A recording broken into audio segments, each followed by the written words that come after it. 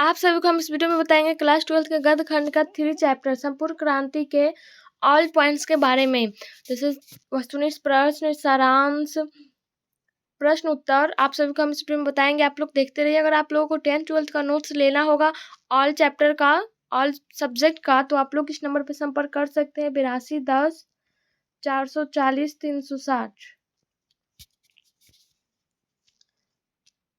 लेखक 3 चैप्टर संपूर्ण क्रांति के लेखक है जयप्रकाश नारायण। इनका जन्म हुआ था 11 अक्टूबर 1902 में। इनका निधन हुआ था 8 अक्टूबर 1979 में।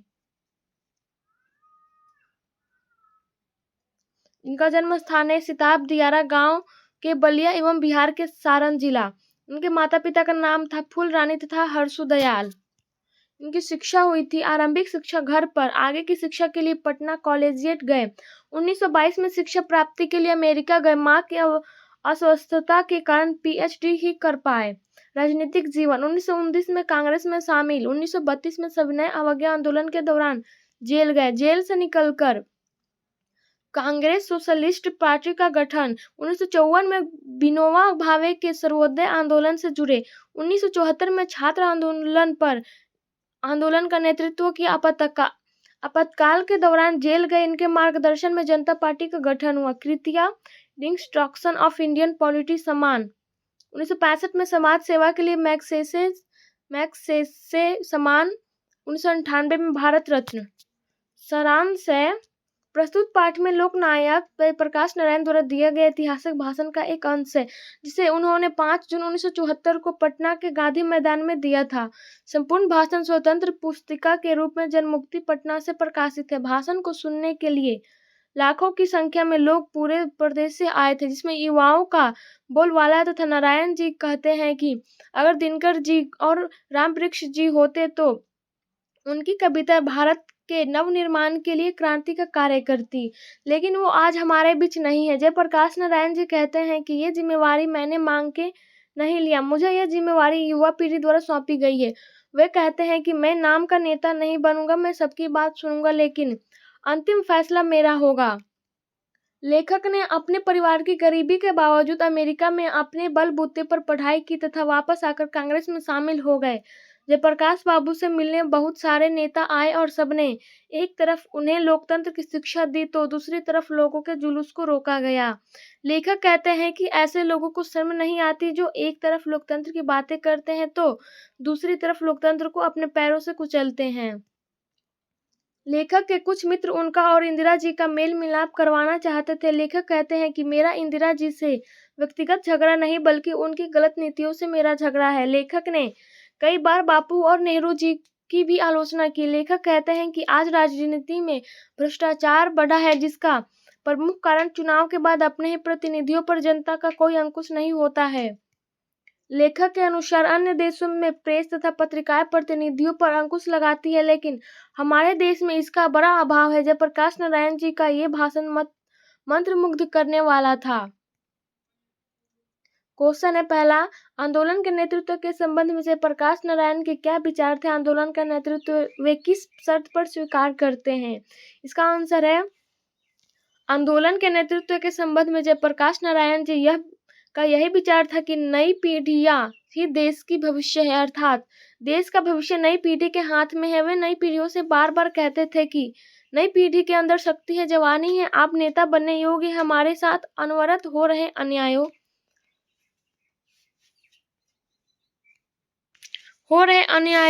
भ्रष्टाचारों आदि को रोकना होगा और इसके लिए हमें आगे आना होगा। आगे जब देश में आपातकाल लागू हुआ और जनतांत्रिक अधिकारों का क्रूरतापूर्वक दमन किया जाने लगा, तब समूचे देश के छात्रों और युवाओं का आक्रोश फूटा पड़ा।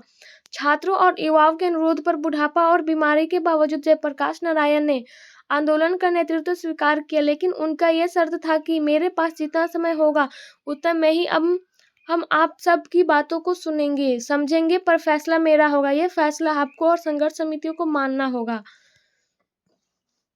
2 नंबर क्वेश्चन है, जयप्रकाश नारायण के छात्र जीवन और अमेरिका प्रवास का परिचय दे।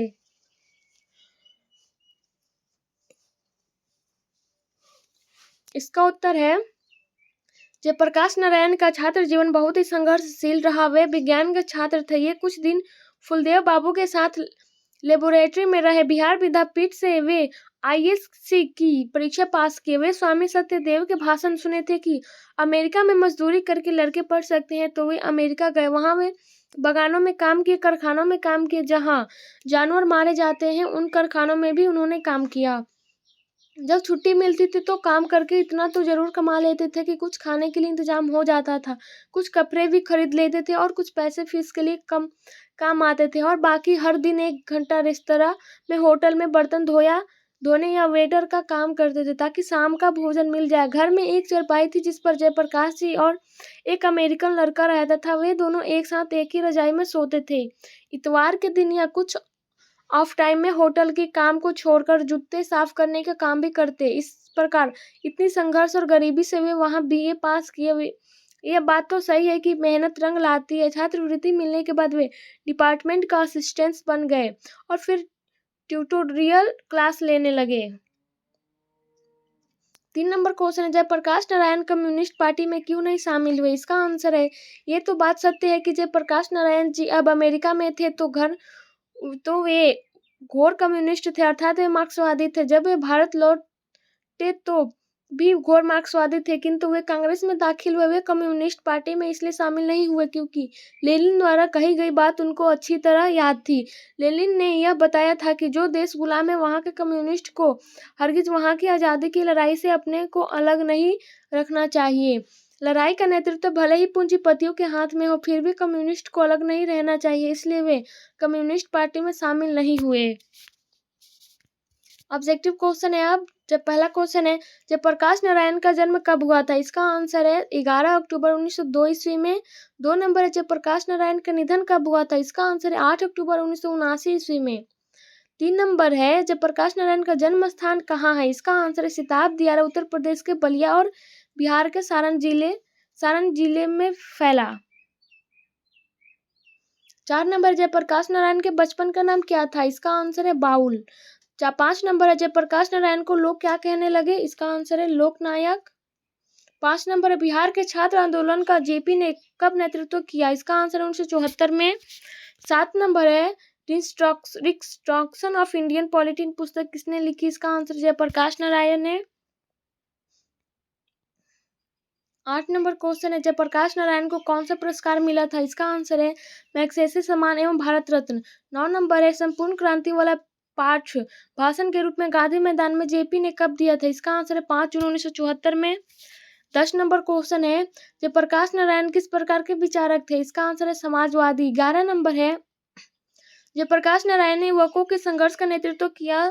छात्रों के आंदोलन को वाणी देने के लिए कौन सी समिति बनाई? इसका आंसर है छात्र संघर्ष समिति। 12 नंबर है, जयप्रकाश नारायण कब मार्क्सवादी बने थे? इसका आंसर है 1924 में।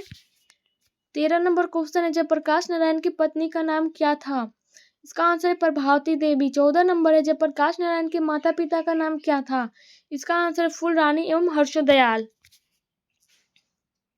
15 नंबर, किसने लिखा है जयप्रकाश वह नाम जिसे इतिहास समाधान देता है, बढ़कर जिसके पद चिन्हों पर उर पर अंकित कर लेता है? इसका आंसर राष्ट्रीय कवि गुप्त। 16 नंबर है, जयप्रकाश नारायण को किसका दलाल कहा गया? इसका आंसर है अमेरिका का। 17 नंबर है, जयप्रकाश नारायण को भारत रत्न की उपाधि दी गई? इसका आंसर 1978 में। 18 नंबर है, जयप्रकाश नारायण के स्वास्थ्य पर निगरानी रखने वाले डॉक्टर का नाम क्या था? इसका आंसर डॉक्टर रहमान। 19 नंबर है, लेनिन की मृत्यु कब हुई थी? इसका आंसर है 1924 में। 20 नंबर है, प्रजा सोशलिस्ट पार्टी का गठन कब हुआ? इसका आंसर 1952 में। 21 नंबर है, जयप्रकाश जी को किसका भाषण सुनकर अमेरिका जाने की प्रेरणा मिली? इसका आंसर है स्वामी सत्यदेव। 22 नंबर है, ब्रेन ऑफ बॉम्बे कहा जाता है? इसका आंसर उमाशंकर दीक्षित को।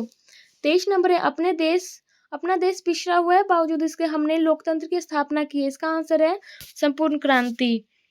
24 नंबर है, दलविहीन लोकतंत्र किसके मूल उद्देश्यों में है? इसका आंसर मार्क्सवादी तथा लेनिनवाद। 25 नंबर, दलविहीन लोकतंत्र किस विचार का मुख्य राजनीतिक सिद्धांत है? इसका आंसर है सर्वोदय विचार का।